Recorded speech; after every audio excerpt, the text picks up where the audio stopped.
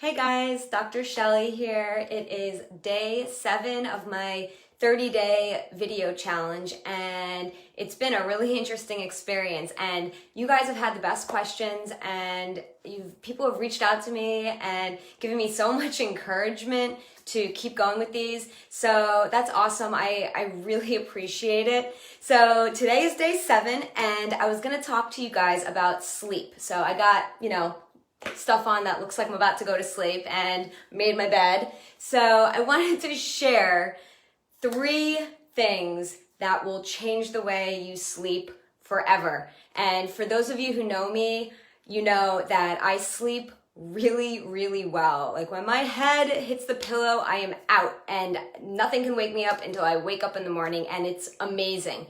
But I know that not all of you share that awesome quality, okay? There have been a couple nights of my life where I've woken up in the middle of the night and wasn't able to go back to sleep, and it's torture. So I'm gonna share with you everything I know to help you to have the most amazing sleep of your life, okay?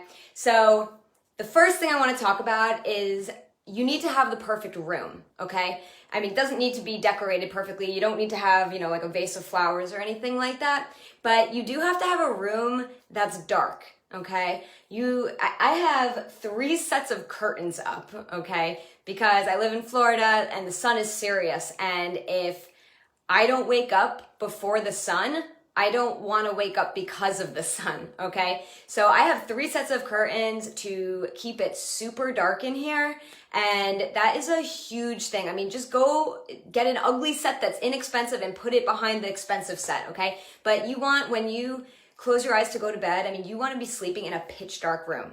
I used to have one of those little digital alarm clocks next to my bed, and it was just like a little blue LED light that showed the time.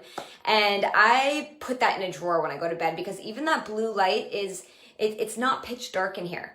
So it's really important that you have a dark room to sleep well, okay?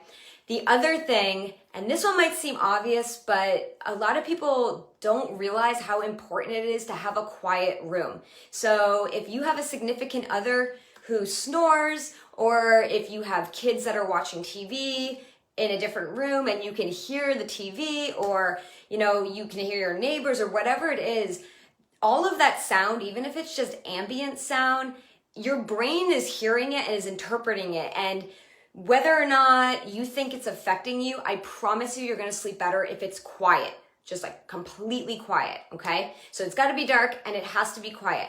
The other thing is the temperature. So for me, I have an exact temperature that I sleep best at.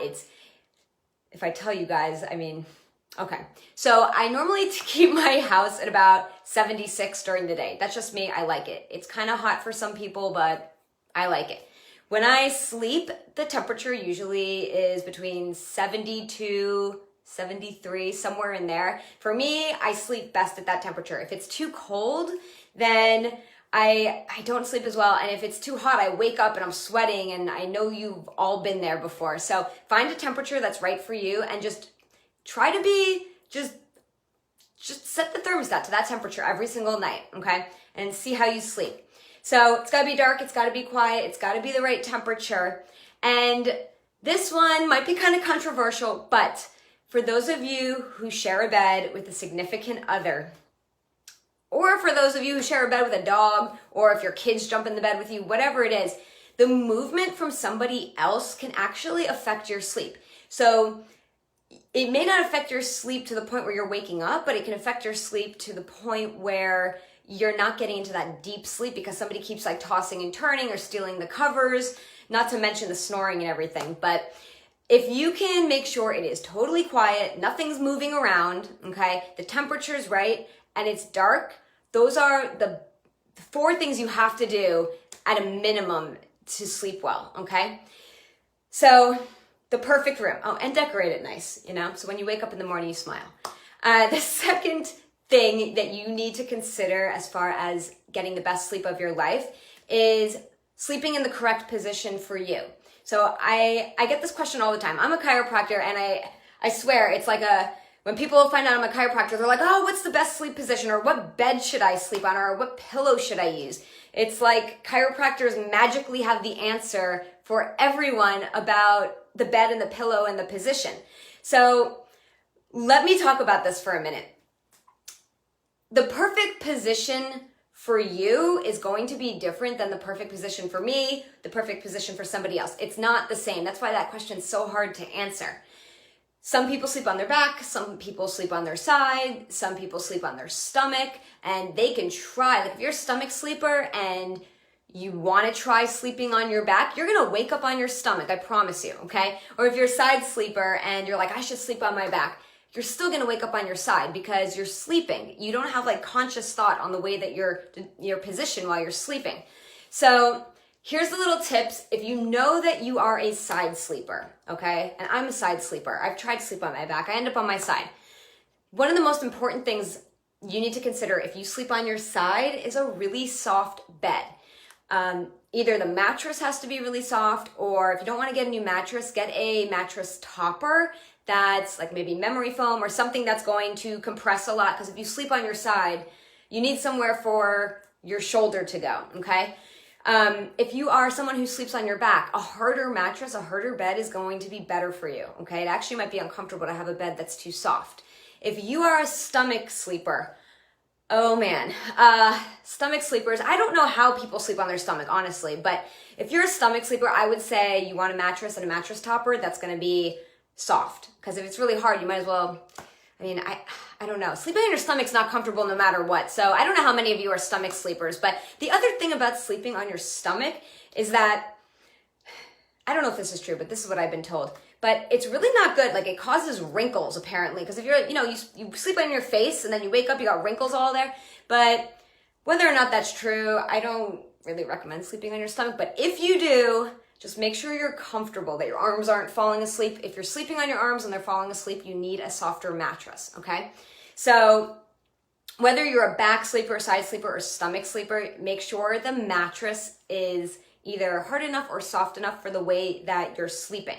The other thing to consider, no matter what position you sleep in, is your pillow. So there's so many pillows out there, and there's so many pillows out there that say that they're chiropractic approved, but the bottom line is, if you're sleeping on your back, okay, you don't want, so if I'm sleeping on my back, you don't want the pillow to be under your head and so thick that your neck is like this, all right? So basically all night long, you're like in the texting position, all right? This is not good. So you want to get a smaller pillow so that your neck is actually in the correct position, okay? Actually, if you sleep on your back, try sleeping without a pillow and just see how that goes, because that's actually proper anatomical position if you're standing up, okay?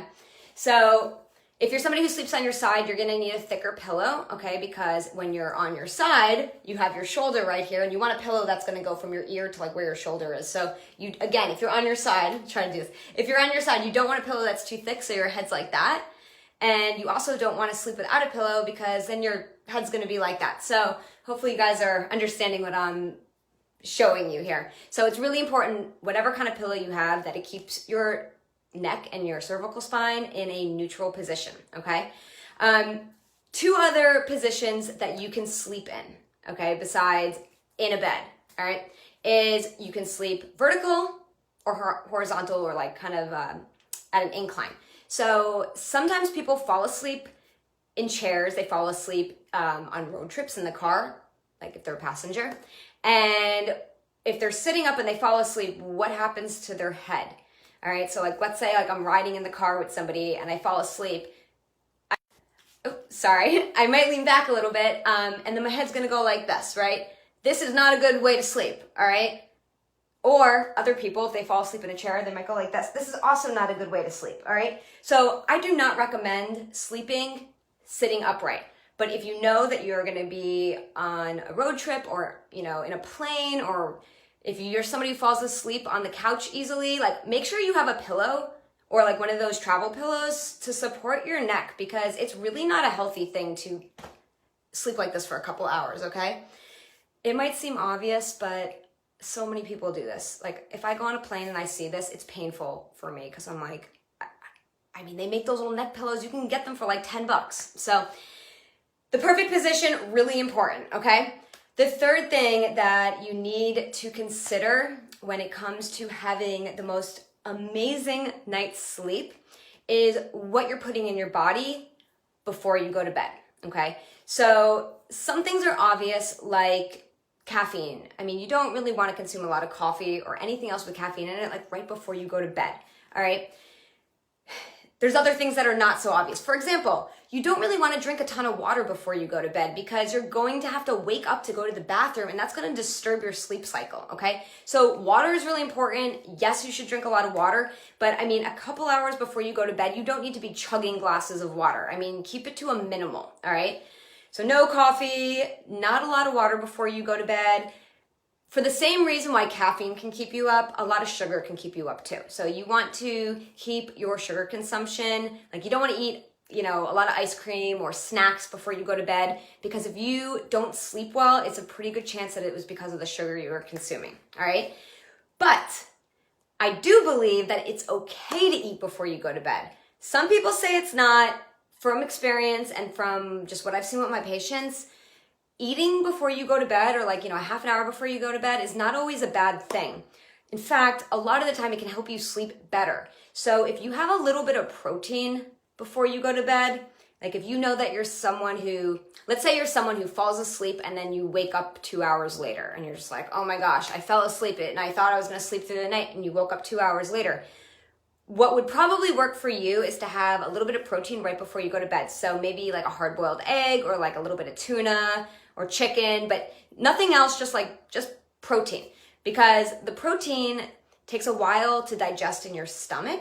And when you're digesting food, your parasympathetic nervous system is activated, okay? And your parasympathetic nervous system is also responsible for helping you sleep properly and better and get into that deep sleep.